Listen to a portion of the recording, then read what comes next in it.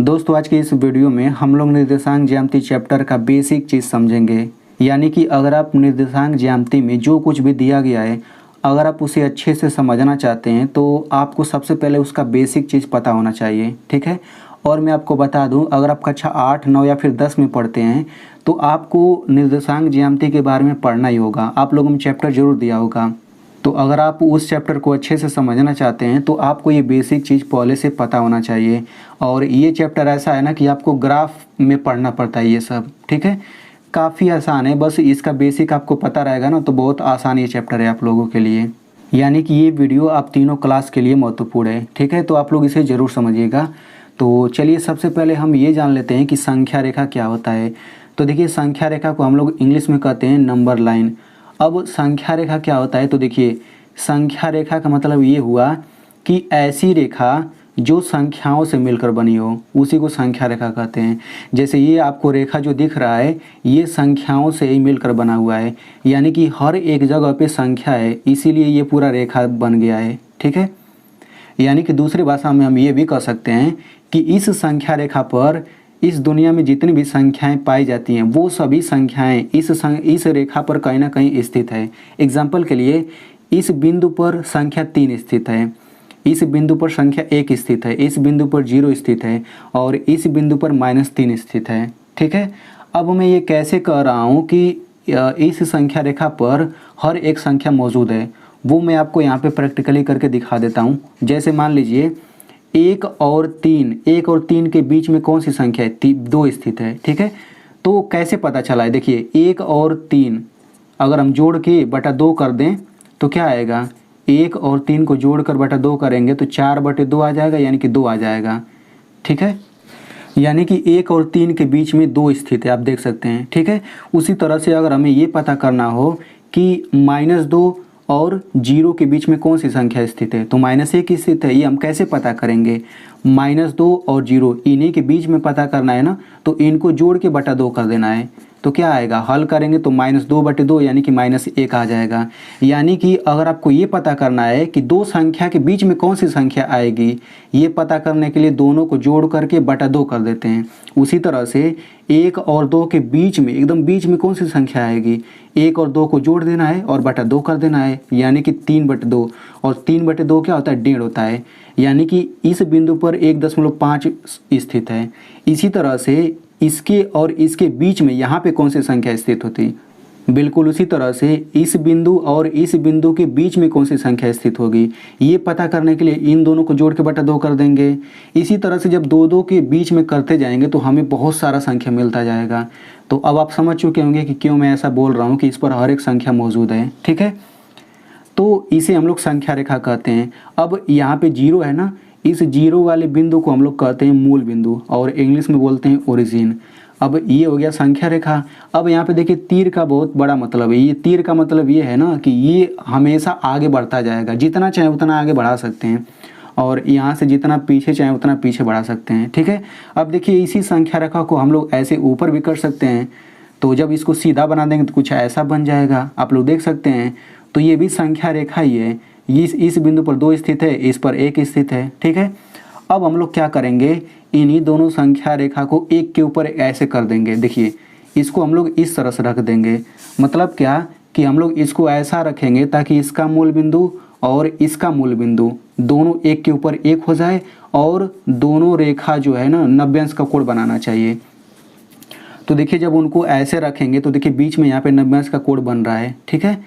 तो अब ये जो आकृति बना है, अब ये जो समतल आपको दिख रहा है इसी को हम लोग कहते हैं कार्तीय तल। अब इसी के बारे में आपको पढ़ना है, यानी कि निर्देशांक ज्यामिति पूरा चैप्टर इसी पर आधारित है।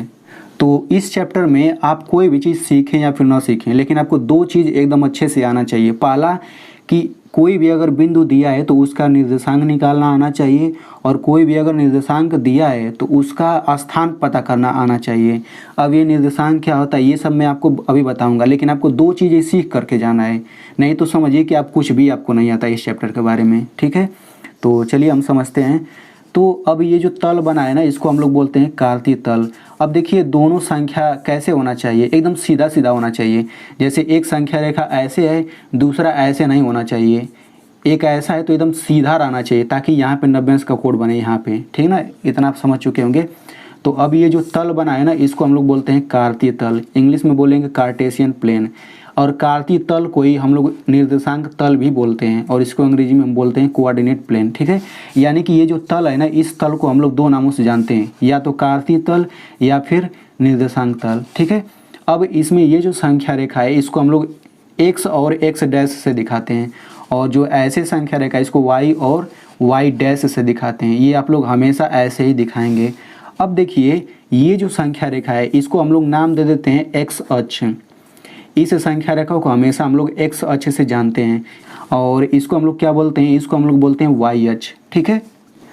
अब यहाँ पे एक चीज़ समझ लीजिए, जैसे इस संख्या रेखा पर हम लोग कहीं पर अगर ऐसे रख दें तो इस बिंदु पर कोई ना कोई संख्या मौजूद है। बिल्कुल उसी तरह से यहाँ पे जो ये तल पूरा दिख रहा है, इस पर हम लोग कहीं पर भी ऐसे पॉइंट रखेंगे ना, तो इस पॉइंट को प्रकट करने के लिए हम लोग दो संख्या का यूज करते हैं। एग्जाम्पल के लिए जैसे मान लीजिए यहाँ पे मैंने एक पॉइंट रखा, तो इस पॉइंट को दिखाने के लिए हम लोग किन दो संख्याओं का यूज करेंगे, वो कैसे पता करना है। देखिए इस संख्या का पता करना है ना, तो हम लोग इस संख्या से इस x अक्ष पर एक रेखा खींचेंगे, और हमें ऐसा खींचना है ना ताकि एकदम सीधा रहे, ताकि ये 90 अंश का कोण बने। बिल्कुल इसी बिंदु से हम लोग y अक्ष पे भी एक रेखा खींचेंगे, और ऐसा खींचना है ना ताकि ये 90 अंश का कोण बने, ये नहीं कि हम ऐसे तिरछा खींचते हैं, ठीक है। अब हम लोग क्या करेंगे, देखिए अब यहाँ पे कौन सा बिंदु स्थित है, ये जो रेखा है x अक्ष को इस 5 पर आके मिल रहा है, तो ये 5 लिखेंगे, फिर कामा y अक्ष पे कहाँ पे मिला है, 3 पर, यानी कि 5,3। इस बिंदु को दिखाने के लिए हम लोग 5,3 इस तरह से दो संख्या का यूज करेंगे, और ये छोटा कोष्ठक लगाना जरूरी है और बीच में कामा भी लगाना जरूरी है। अच्छा, इसी तरह से मान लीजिए यहाँ पे एक बिंदु है यहाँ पे, तो इस बिंदु को दिखाने के लिए हम लोग किन दो संख्या का यूज करेंगे, तो हम लोग यहाँ से एक सीधी रेखा खींचेंगे y अक्ष पे ताकि ये 90 अंश का कोण बने, और फिर हम x अक्ष पे खींचेंगे। उसके बाद से हम लोग क्या करेंगे, देखिए x अक्ष पर यहाँ पे कौन सी बिंदु है, -4 है, तो -4 लिखेंगे, फिर कामा। इस पर कहाँ पे है, -2, तो -2 लिखेंगे, फिर ये कामा हो जाएगा। -4, -2 इस बिंदु के लिए इस तरह से दिखाएंगे।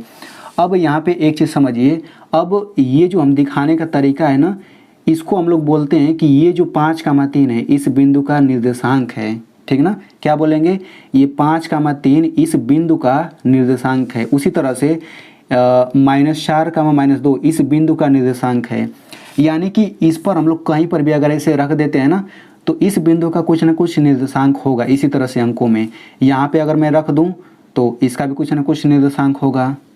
तो अगर मान लीजिए कोई भी आपको ऐसे बिंदु दिया है, तो हम लोग उसका निर्देशांक बहुत ही आसानी से ज्ञात कर सकते हैं। कैसे ज्ञात करेंगे, जैसे इसका ज्ञात करना था तो हमने क्या किया, यहाँ से एकदम लंब खींच दिया x अक्ष पर, और यहाँ से y अक्ष पर लंब खींच दिया। उसके बाद मैंने क्या किया, सबसे पहले देखा कि x अक्ष पर कहाँ पे ये काट रहा है, तो आप देख सकते हैं x अक्ष पर 5 पे ये मिल रहा है। तो सबसे पहले हम लोग x अक्ष वाला संख्या लिखते हैं, इतना आप लोग याद रखिएगा। देखिए सबसे पहले मैंने 5 लिखा है, फिर कामा लगा कि फिर y वाला लिखा है। इसमें भी आप देख सकते हैं सबसे पहले मैंने x अक्ष वाला संख्या लिखा है। यानी आप हमेशा याद रखिए, सबसे पहले x अक्ष वाला संख्या लिखते हैं, फिर y वाला लिखते हैं। ये आप कैसे याद रख सकते हैं, जब हम लोग ABCD पढ़ते हैं तो सबसे पहले x आता है फिर y आता है, तो इस तरह से आप लोग याद रख सकते हैं कि x के बाद y आता है, तो सबसे पहले x अक्ष वाला लेना है। तो देखिए ये सब हमें ग्राफ में पढ़ना रहता है, ठीक ना, ये सब हमें ग्राफ के जरिए पढ़ना रहता है। तो चलिए हम लोग इसको ग्राफ से थोड़ा समझते हैं। तो ग्राफ से जब समझेंगे तो और अच्छे से समझ आएगा। जैसे मान लीजिए यहाँ पे ये पूरा ग्राफ बना, ये x अक्ष है, ये y अक्ष है। अब मान लीजिए आपको यहाँ पे ये पॉइंट है, इसका आपको निर्देशांक बताना है, तो कैसे बताएंगे, देखिए तो यहाँ से इस पर देखिए रेखा खींचने की ज़रूरत नहीं है क्योंकि ये पहले से ही खींचा गया रहता है। तो यहाँ से जब ऐसे करेंगे तो -3 है x अक्ष पर, तो ये नहीं 3 है, सॉरी 3 है, तो ये हो जाएगा 3, फिर कामा। इसको जब ऐसे आगे बढ़ाएंगे तो ये 1 है, यानी 3,1, यानी इस बिंदु का निर्देशांक 3,1 है। बिल्कुल उसी तरह से हम लोग कहाँ पे, इसी तरह से मान लीजिए यहाँ पे एक पॉइंट है यहाँ पे, तो इसका निर्देशांक क्या होगा, तो क्या करेंगे, यहाँ से सबसे पहले x अक्ष पे आएंगे तो -4 है, तो ये हो जाएगा -4, फिर कामा, फिर क्या है, ये आ जाएगा 2, यानी कि इस बिंदु का निर्देशांक -4,2 है। तो आई होप आपको समझ आ गया है कि अगर बिंदु दिया है तो उसका हम लोग निर्देशांक निकाल सकते हैं। अब यहाँ पे हम इसका थोड़ा इंग्लिश जान लेते हैं। तो देखिए निर्देशांक को हम लोग बोलते हैं कोऑर्डिनेट्स, ठीक है। अब ये किसी बिंदु का निर्देशांक है, तो निर्देशांक में दो संख्या होता है, तो इसमें पहली संख्या को हम लोग बोलते हैं एक्स निर्देशांक। ध्यान से समझिएगा, अगर किसी बिंदु का निर्देशांक दिया है, ये देख सकते हैं किसी बिंदु का ये निर्देशांक है, तो पहली संख्या को हम लोग बोलते हैं एक्स निर्देशांक और अंग्रेजी में बोलेंगे एक्स कोऑर्डिनेट, या फिर हम पहली संख्या को भुज भी बोलते हैं। आप अंग्रेजी इसका पढ़ सकते हैं। पहली संख्या को हम लोग एक्स निर्देशांक बोलें या फिर पहली संख्या को भुज बोलें, दोनों बात एक ही है। अब जो दूसरी संख्या होती है इसको हम लोग बोलते हैं वाई निर्देशांक या फिर कोटि बोलते हैं, यानी कि ऑर्डिनेट।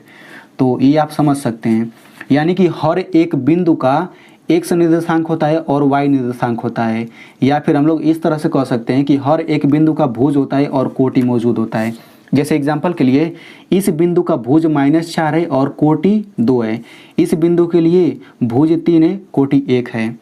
अच्छा, मान लीजिए अगर मैं आपसे कहूँ कि इस बिंदु का निर्देशांक बताइए, यहाँ पे 6 है ना, तो इस बिंदु का निर्देशांक बताइए, तो क्या होगा, इस बिंदु का निर्देशांक हो जाएगा 6, 0, ठीक है। और मान लीजिए इस बिंदु का निर्देशांक बताना हो तो इस बिंदु का निर्देशांक, तो इसका निर्देशांक हो जाएगा -3, 0। यानी कि आप यहाँ से देख सकते हैं कि अगर एक्स अक्ष पर कोई भी बिंदु स्थित होगा तो उसका कोटि हमेशा 0 होगा। इतना आप लोग ये याद रख लीजिए। ये 0 इसलिए होता है क्योंकि देखिए एक्स अक्ष है ना, इसको आप लोग इस तरह से याद रखिएगा कि एक्स अक्ष है तो सबसे पहले एक्स वाला कोई ना कोई संख्या रहेगा, वाई वाला हमेशा 0 रहेगा। उसी तरह से इस वाई अक्ष पे देखिए, मान लीजिए यहाँ पे वाई अक्ष पे कोई बिंदु स्थित है तो इसका निर्देशांक क्या होगा, ये वाई अक्ष वाला 4 हो गया और ये एक्स अक्ष वाला 0 हो गया। यानी कि वाई अक्ष पे कोई भी बिंदु स्थित होगा ना तो हमेशा उसका भुज जो होगा हमेशा 0 होगा। और मान लीजिए यहाँ पे 5 है, इस बिंदु का निर्देशांक क्या होगा, तो इसका हो जाएगा 0, -5। यानी कि वाई अक्ष पे अगर कोई भी बिंदु स्थित है तो उसका भुज हमेशा 0 होगा, कोटि कोई ना कोई संख्या होगा, भुज हमेशा 0 होगा, ठीक है ना। अब मैं आपसे एक सवाल पूछता हूँ कि यहाँ पे 3, 7 एक बिंदु का निर्देशांक है।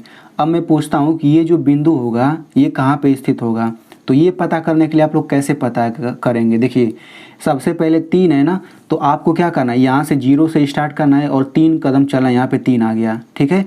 अब वाई पे 7 आना है, वाई पे 7 इसको आगे बढ़ा देना है और इस 3 को आगे बढ़ा देना है, तो कहाँ पे मिलेंगे, यहाँ पे। यानी कि यही बिंदु जो है ना 3, 7 को दिखाता है, यानी कि इस बिंदु का निर्देशांक है 3, 7 है, ठीक है।